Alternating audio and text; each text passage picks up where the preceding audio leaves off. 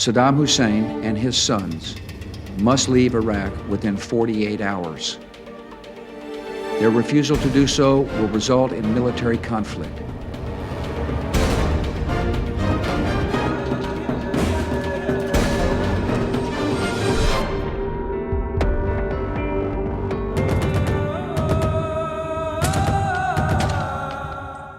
In the run-up to the invasion of Afghanistan, and we said then that this would be the beginning of a series of wars, not the end, and that there was no justification for the war, however terrible the events of 9/11.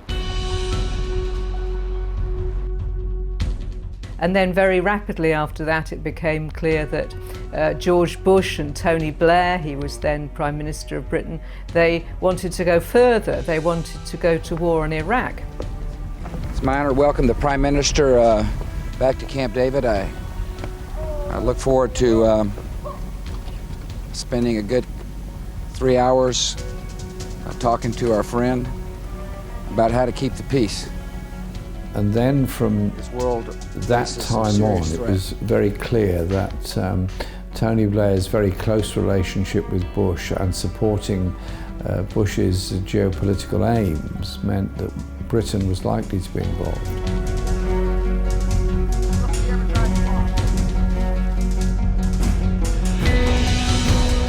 If you go back to 2002, we're looking really at April when George Bush and Tony Blair met in the United States in Texas and pretty much decided that they were going to go to war. This morning I conveyed to the Prime Minister.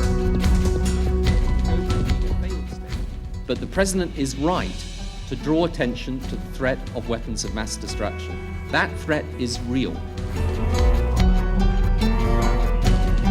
تفاجأنا أن الضمير الغربي الحي لدى الشعوب الغربية كان واعياً ومتيقناً من أن كارثة ما سوف تحل بهذا البلد.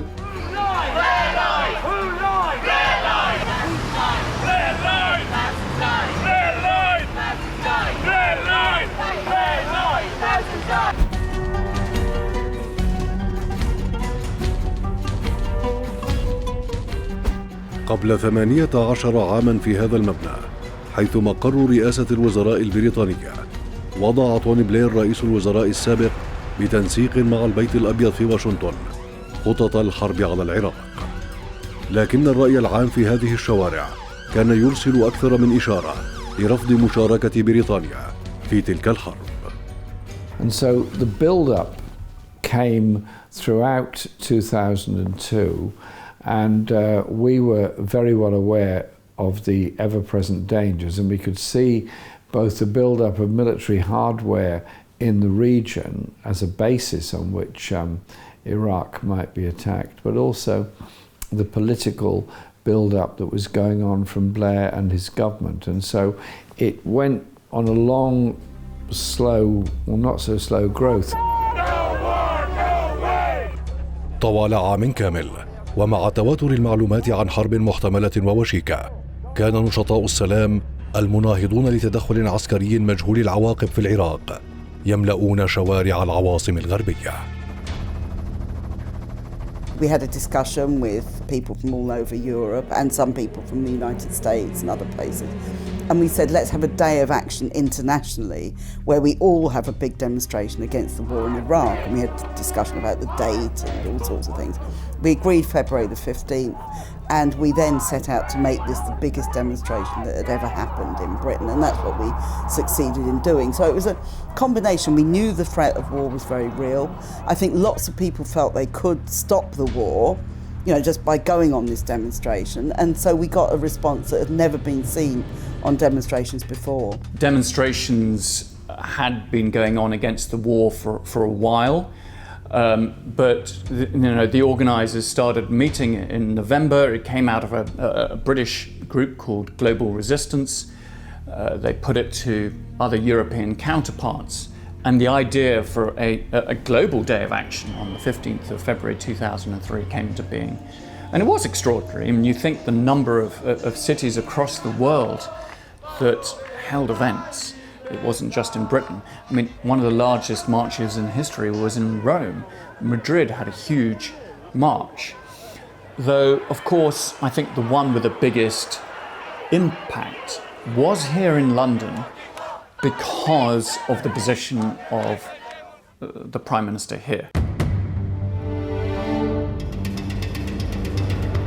كان رئيس الوزراء البريطاني يواجه في البرلمان ضغطا مشابها لزخم الاحتجاجات في الشوارع، وكان يحاول بكل الطرق إقناع النخب بضرورة الذهاب لتلك الحرب. There were attempts by the government to the Blair government to kind of reach out. One was there were meetings with members of parliament who had concerns about Iraq war, and I had a very lengthy meeting with Tony Blair before then. It didn't go well. He seemed to me to be in a groove of just saying, we're going to go to war, we're going to go to war. And at the end of the meeting, I said, well, Tony, you haven't convinced me at all about this. Why are we doing it? And he said, Jeremy, we're doing it because it's the right thing to do. Then slapped his hand on the desk.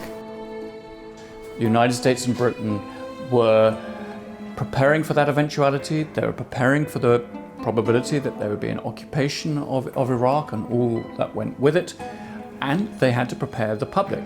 So we saw the launch of numbers of dossiers and debates in Parliament, of course, the September 2002 dossier, upon which the government made so much of its case that the regime of Saddam Hussein represented a serious and imminent threat.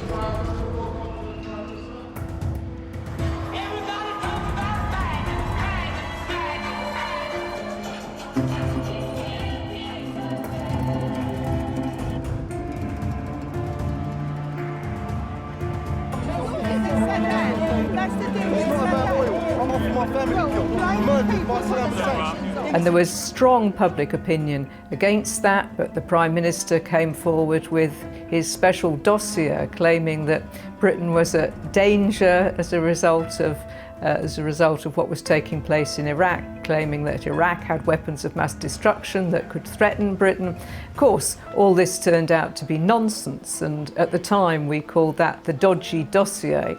And people were tired of the lies from government. They didn't want to be taken into a war that was illegal. There was no UN sanction for this. So a really powerful movement grew up.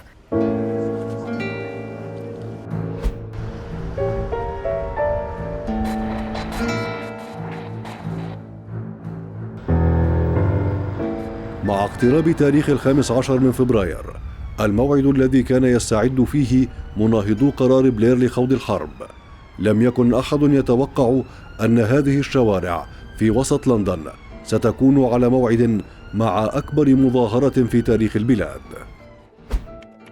في مكتب كيت لم يكن العمل يتوقف منذ أشهر. Well, you can imagine there were some points there were meetings every morning, very early in the morning, about 8 a.m. People would get together in the Stop the War Coalition office. They were a new organisation. They had a lot of support from some of the trade unions, and many generous individual supporters helped to get an office going, to get staff going and materials.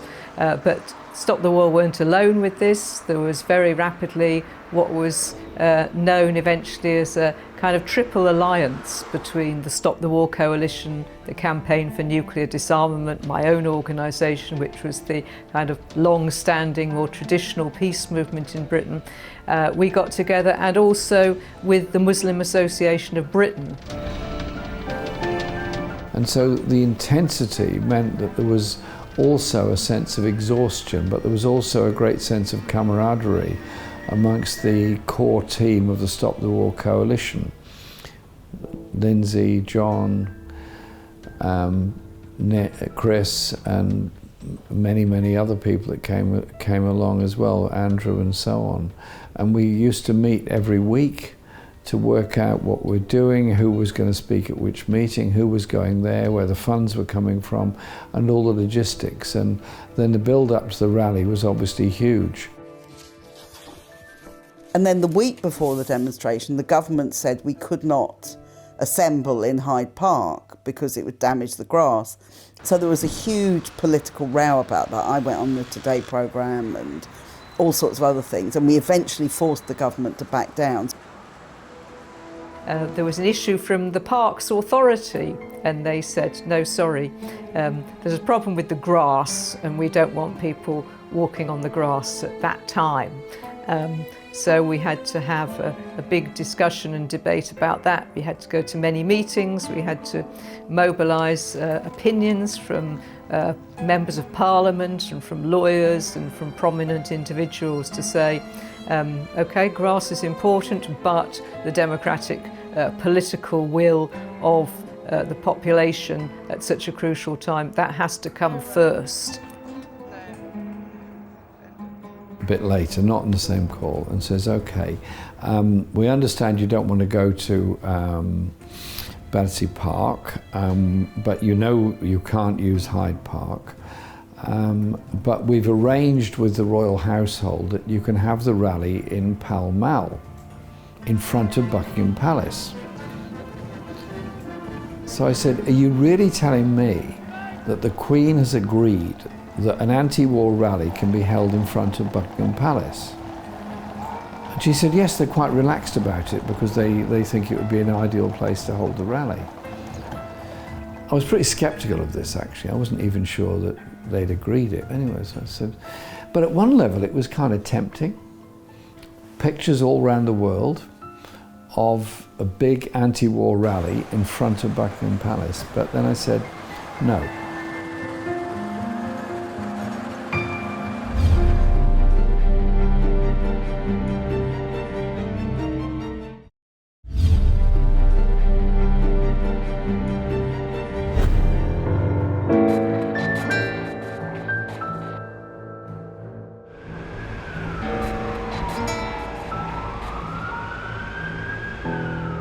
استيقظت العاصمة البريطانية صبيحة يوم 15 من فبراير عام 2003 على حركة غير عادية.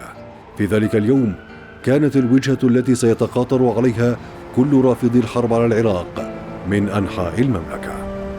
There's a massive queue of people outside, all down the road leading into the underground station. So I thought, oh God.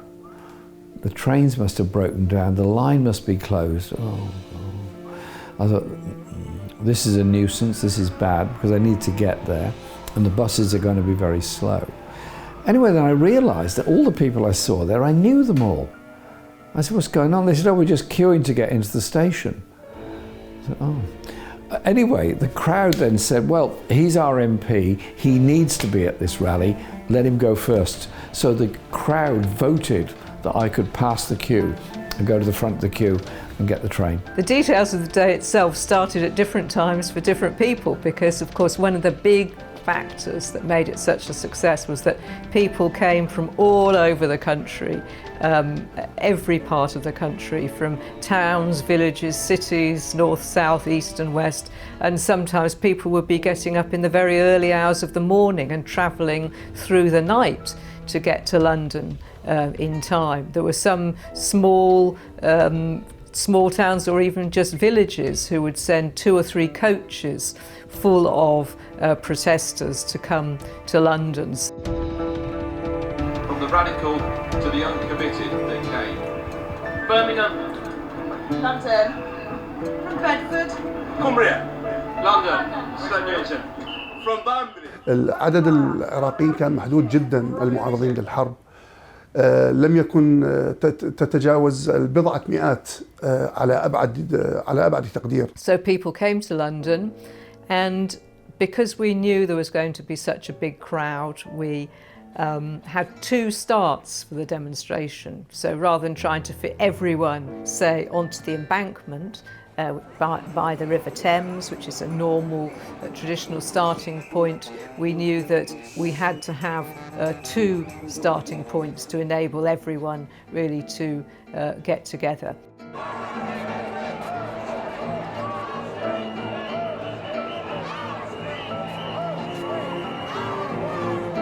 I remember lots of different things, people that I saw. I had phone calls from people saying, we're still stuck at the beginning of the march when we were right at Hyde Park and we'd had half the speakers. I remember people, Jesse Jackson was there, Kenneth Kaunda, who was the former president of Zambia, was there, just turned up on the demonstration. Kylie Minogue, the singer, we'd never met her, she just went on the demonstration. There were so many people.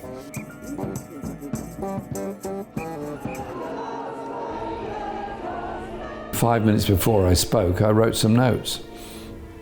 And the points were, 1, I want to vote in Parliament, so my multicultural, multiracial, multilingual, multi-ethnic constituency can have their representative cast his vote on their behalf against this war. And then I said the rest of it, which was, this war will not solve anything. It will be the wars of tomorrow, the terrorism of tomorrow. The way to free us from the scourge of war is to free ourselves from the scourge of injustice, of poverty, and the misery that's associated with that. The best moment was seeing the people marching together down the road and the crowds in central London supporting the march. It was like the whole of London had become a peace zone, an anti-war zone.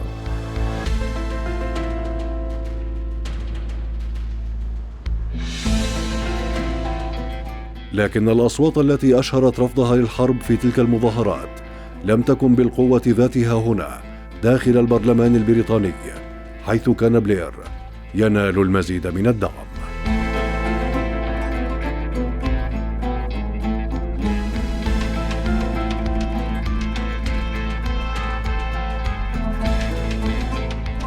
The majority of Labour MPs just about backed Tony Blair. Nearly all Conservative MPs, they were the lead opposition party, albeit, they lost the last election by a landslide. I think there was something like 166 MPs. So nearly all of those accepted the war. So actually within the House of Commons, there was always a strong majority to go to war. And the belief I have is this, that if we do not take a stand now against the growth of this chemical, biological, and nuclear weapons threat. The time in Parliament was very intense and very, very difficult because we had to try to get agreement on the vote we wanted to put. Personally, I wanted a straight vote against it, so I put down an amendment to Blair, the Prime Minister's motion, which simply said there should be no invasion of Iraq. Stop. That was it. Whatever people think, whether they agree with the conflict in Iraq or didn't, the fact of the matter is Iraq can get back on its feet, or get on its feet actually for the first time in decades. هكذا بدأ أنه كلما اقترب موعد اتخاذ القرار كان يبدو أن بلير مصر على أن يكون زعيما يضيف لتاريخ بلاده حربا أخرى.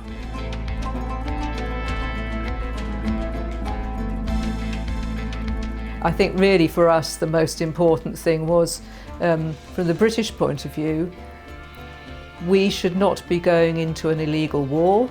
We wanted a new morality in public life, not where our Prime Minister could lie and take us into killing hundreds of thousands of people. We were very strongly against that, and that we would not rest until the war ended, and we would do our very best to prevent further wars. Having seen the scale of this march and we still went to war, that energy and that positivity was sort of smashed.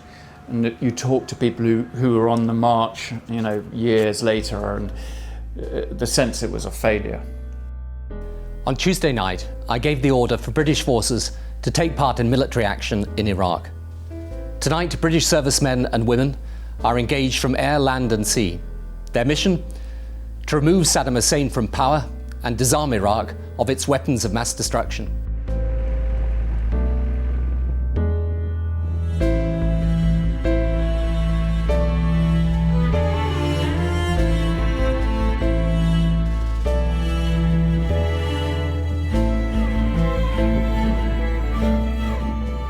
كانت الأحداث هنا في لندن تتلاحق بعد دخول بريطانيا تلك الحرب. هناك كان يجري زمن سياسي آخر. غادر توني بلير رئاسة الوزراء بعد 14 عاما على قراره المشاركة في الغزو، لكن البريطانيين لم يغادروا الشوارع طوال تلك السنوات، وهم يتظاهرون ضد قرار الحرب ويطالبون بالمحاسبة. 20 years after these protests, those marchers still figure in the thinking of British politicians and prime ministers whenever we discuss going to war. It is there like a shadow hanging over them. They know that they have to have the support of the British public to go to war. That was a big issue in 2003 when Tony Blair did not. They don't want to go to war again unless they have that consent of the British public.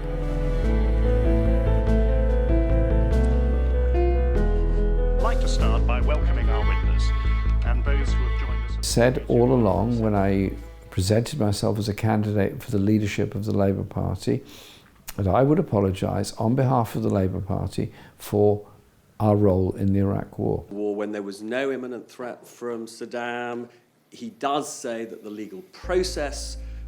What are you apologising for today? For the mistakes. But what mistakes? What are the mistakes that you acknowledge? The mistakes on planning and process, I absolutely acknowledge.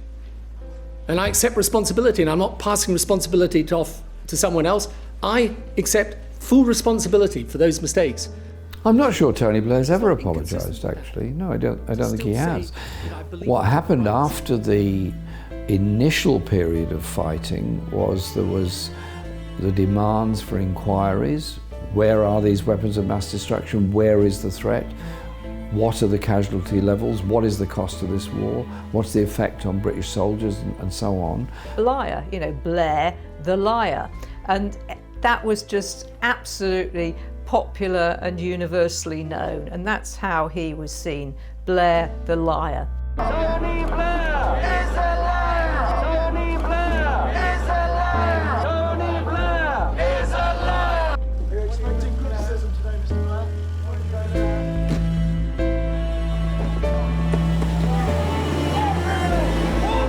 ظل الرافضون للحرب وهم يشاهدون التداعيات في العراق يلاحقون بلير ويطالبون بالمحاسبة.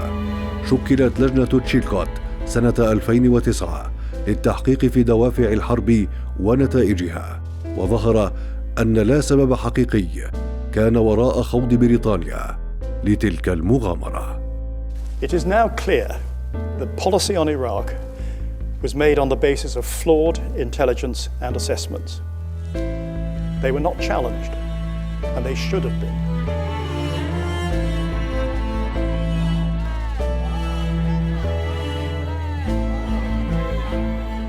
We've changed public opinion in Britain about the wars, which doesn't mean there won't be another one, but it makes it harder for governments to go to war because of that, I think. And what happened after Iraq? Yeah, terrorism, wars, Libya, Syria, refugees, thousands and thousands of refugees. Is there peace? No. Is there peace in the whole region? No. Is there a solution to all the problems in the region? No. Has Iraq solved any problem at all? And I thought there was a kind of almost poetic justice when there was a huge demonstration in Iraq calling for all foreign troops to leave Iraq. That is the story of it, if you like.